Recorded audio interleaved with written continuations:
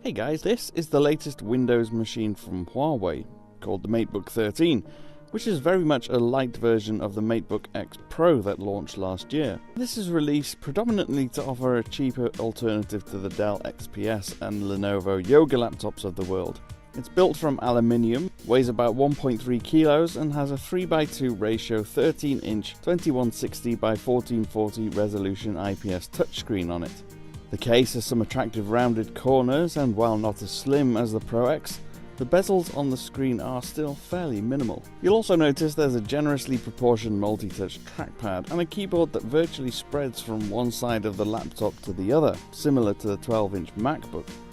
Plus, it has a fingerprint sensor built in too.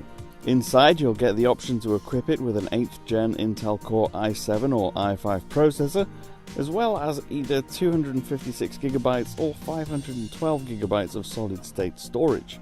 What's more, there's 8GB of RAM as standard, with sound provided by Dolby Atmos. Huawei claims up to 10 hours of battery life, which is great if that's what you get in real life. To charge it up, there's a 65-watt charger to top it up pretty rapidly when it needs it. It's launching on January 29th in the US, with the UK launch following shortly after. Pricing starts at $999, with the more powerful i7 model with 512GB of storage costing $1,299.